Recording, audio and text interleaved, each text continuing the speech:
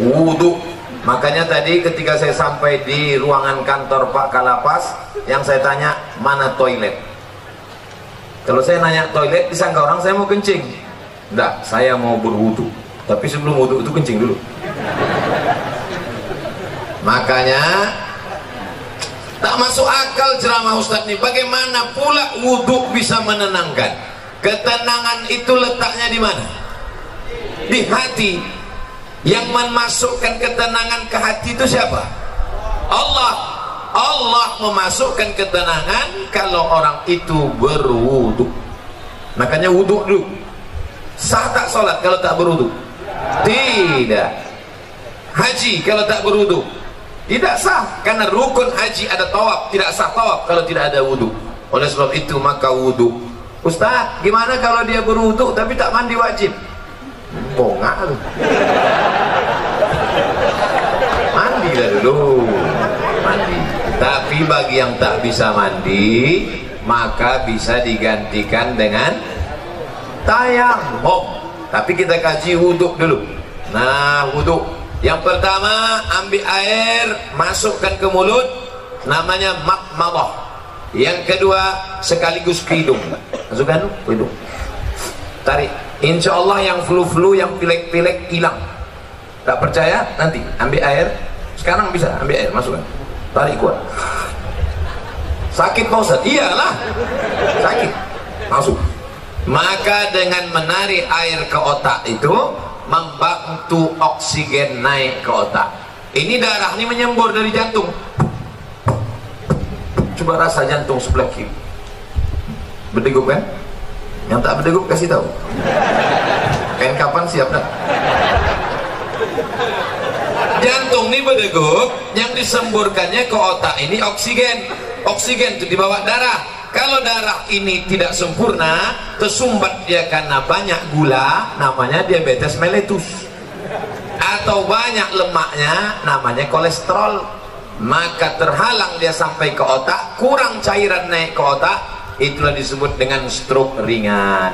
Saya sangka macam mau hujan, rupanya ada kamera di atas.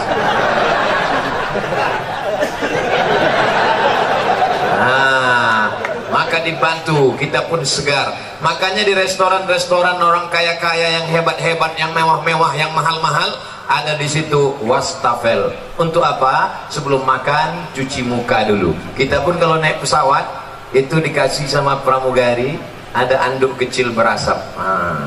Bagi yang pertama kali disangkanya roti, dikunyahnya anduk. Padahal anduk kecil itu untuk cuci tangan.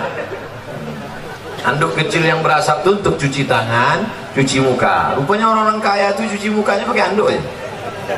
Nah, maka kita pun diajarkan setelah bersih mulut, bersih hidung, bersih muka. Yang dibasuh muka ini mana? Sejengkal ke samping, sejengkal ke atas. Telinga dari paku kiri ke paku kanan. Ini dia paku. Yang telinganya tak berpaku, agak-agak aja.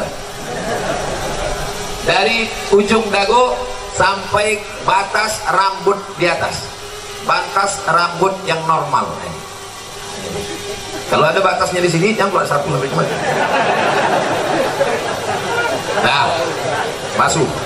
Habis itu tangan sampai ke siku. Habis tangan sampai ke siku, usap kepala. Usap kepala sedikit aja sah. Usap kepala semuanya sah. Habis itu telinga.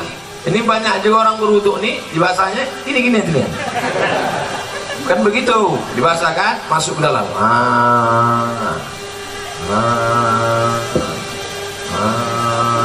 Jadi telinga itu bersih. Ini kadang ada orang ganteng, tengok telinga, sarang Spiderman. Kotor, jorok. Habis itu kaki. Kaki ini bukan asal siram aja. Ini banyak orang berwuduk nih, ibu putarnya keran, disipak-sipaknya. Wailun lil aqab, celaka tumit. Kenapa tumit itu celaka? Karena tumit tak basah. Maka dihidupkan keran, kalau pakai keran, basah semua.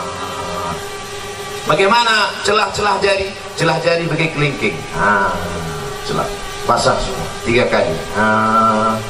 Selama berwuduk itu tak boleh cerita. Waktu air masuk ke mulut, makrifatnya, hakikatnya keluar dosa-dosa mulut. Waktu air membasuh muka, hakikatnya, makrifatnya keluar dosa-dosa biji mata sampai mulut, sampai hidung. Ketika air menyiram tangan, keluar dosa dari jari-jari tangan. Ketika air mengusap kepala sampai ke telinga, keluar dosa-dosa isi otak kepala sampai keluar dari lubang telinga. Ketika air menyiram kaki, keluarlah dosa-dosa dari celah jari-jari kaki, bersih.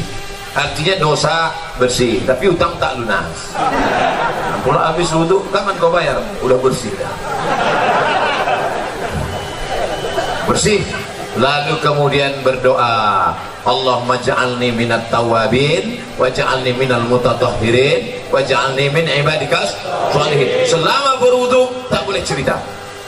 Jangan waktu wudu itu cerita. Ini banyak orang ketika wudu cerita. Ah, itulah kamu bilang sama aku. Jangan. Akhirnya mampus lah kau kan. Waktu berwudu itu kalau ada orang ada cerita, diam. Gimana kamu? Bersih. Nah, Ustaz, saya kata dokter kemarin yang datang ke lapas, kata dia tak boleh wudu. Kenapa kau tak boleh wudu? Saya ini kena penyakit Pak Ustaz. Apa penyakitnya? Penyakit saya ini penyakit tulang akut. Jadi kalau kena air mati, carilah tanah. Ini tanah ini tak bisa untuk tayamum karena basah. Carilah tanah yang agak-agak kering, cium dulu, jangan sampai bau cium kucing-kucing. Dah bersih, ambil koran, letakkan, lalu sekali pukul sekali tayamum, tepukkan ke tapak tangan, tembus. Ini sebetulnya tayamum sama wudhu ini mesti dipraktekkan, tapi karena waktu kita tak cukup,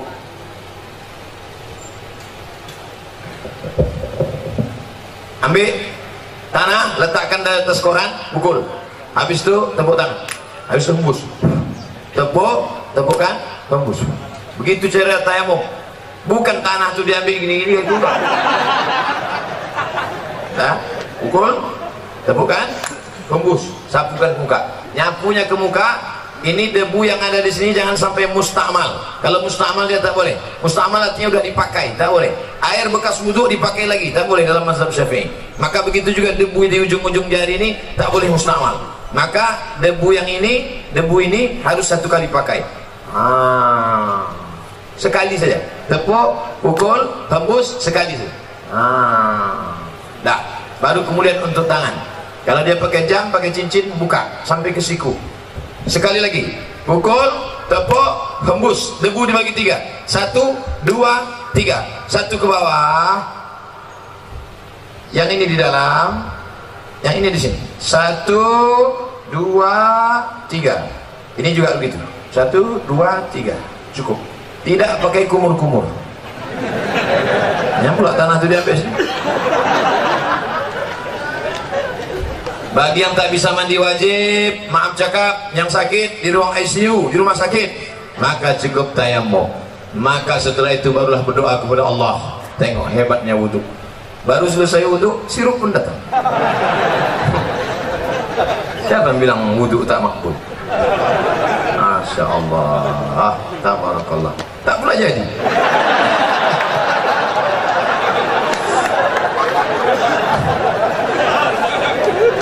Maka bagus sebelum makan tuh berwudu.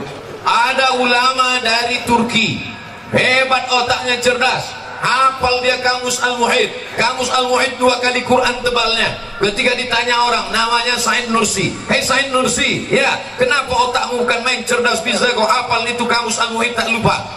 Kata dia, kau makan biasa aja, minumku pun biasa aja, kenapa kau hebat? Emakku sebelum menyusukan aku berwudu dulu. Ibu sebelum menyusukan anak berwuduk dulu. Terlambat pengajian Ustaz, anak udah semester 3. Cucu lah. Itu maka anak-anak tuh hebat otaknya. Sebelum menyusukan anak wuduk dulu. Mak-mak sekarang enggak. Sebelum menyusukan anak hidupkan lagu dangdut. Makanya anak tuh mau melompat aja bawahnya.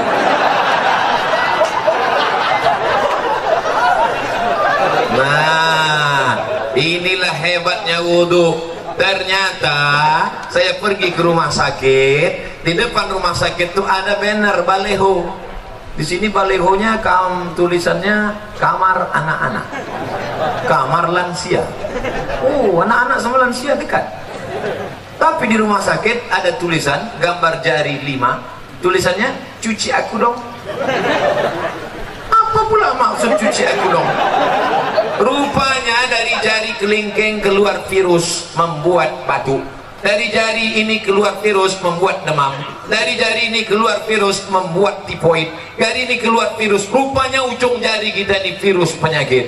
Maka ketika dicuci bersih. Maka kita diajarkan cuci tangan, cuci tangan. Badan bersih, mata bersih, otak bersih, telinga bersih, tapi hati masih kotor. Maka dibersihkan hati dengan doa. Allahumma ja'alni minat tawabin wa ja'alni minal mutatahhirin waj'alni min ibadikas shalihin. Oh, besar gambar saya. Muhasabah diri menuju pribadi yang beriman, bertakwa, humanis dan religius. Itu judul ceramah hari ini rupanya. Saya robah pula kamu mendatangkan ketenangan. Tidak apa-apa, kita senggol-senggolkan sedikit. Bagaimana mungkin kita mau bertakwa, humanis, religius kalau kita tidak tenang? Maka berwudu.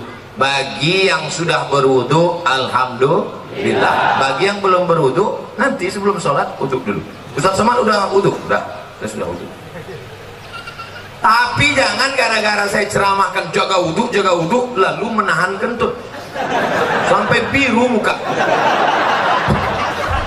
Ya mau kentut aja. Datang kawan sebelah, mak lain baunya nih.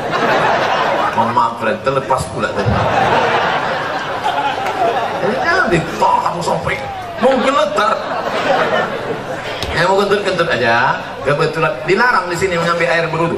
Tidak kan? Bebas, wudu bersih. Wudu. Cuman hati-hati. Kalau terkencing jangan sampai terpercik. Tadi di pintu toilet kamar mandi Pak kantor Kalapas disediakan sendal di luar. Sediakan sendal. Di tempat WC pakai sendal. Kenapa? Karena tapak kaki yang menginjak bekas kencing itu yang membuat kita was-was. Datang setan berisi, wudu kau tak sanggup, kau tak sanggup. Jadi kerja setan ini suka berbisik-bisik. Ayatnya jelas. Allazi waswisu fi sudurin nas minal jinnati wan nas. Suka dia berbisik. Kau tak sanggup, kau tak sanggup. Makanya kalau ada kawan yang suka berbisik, itu setan. Yang kau setan. Cara menghilangkan bisikan setan, jangan kasih pintu dia berbisik, maka pakai slop. Di tempat wudhu tadi masuk pakai kaki kiri. Allahumma inni a'udzubika minal khubusi wal khaba'is. Setan menunggu di pintu. Ini pintu WC, setan nunggu. Kalau ada orang masuk, dia ikut masuk ke dalam. Kalau kita baca doa, dia tak jadi masuk. Setan itu udah mau masuk dah. Udah dihidupkannya HP-nya, dia mau streaming. Ibu-ibu tadi yang masuk WC tak baca doa, udah di streamingkannya ke seluruh channel setan. Setan-setan dah nonton Instagram. Hati-hati nanti masuk ke WC, baca langkah kaki kiri. Allahumma inni a'udzubika minal khubuthi wal khaba'is. Tadi ada air bak, ada air mengalir. Saya tampung air mengalir. Karena saya takut mungkin air bak tadi entah ada masuk cicak, entah ada masuk najis, entah mandi masuk. Takut menjadi air mustakmal. Kita tampung air. Nah, bersihlah dia. Bersih mata, bersih kepala, bersih otak, bersih hati. Ketika sudah suci tadi, turunlah malaikat menenangkan ketenangan ke dalam hati. Ini pokok pangkal yang pertama. Ustaz, kenapa saya payah tenang? Mungkin wudukmu belum sempurna. Ustaz itu ceramah tentang tenang, dia aja tak tenang. Dari mana kau tahu aku tak tenang? Itu suara Ustaz ceramah menggelegar. Memang gini bawaan dari dulu.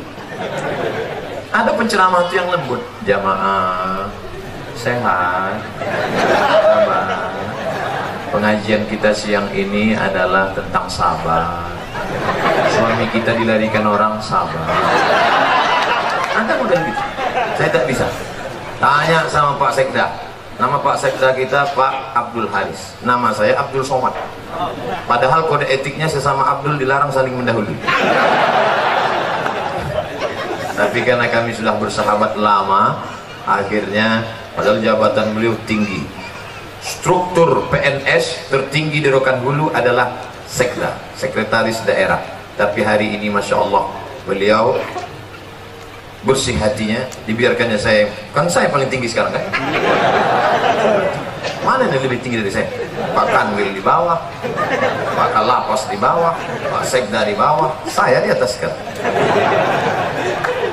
Tu'izzu man tasha, kalau kau mau kau angkat setinggi-tingginya, wa tudhillu man tasha,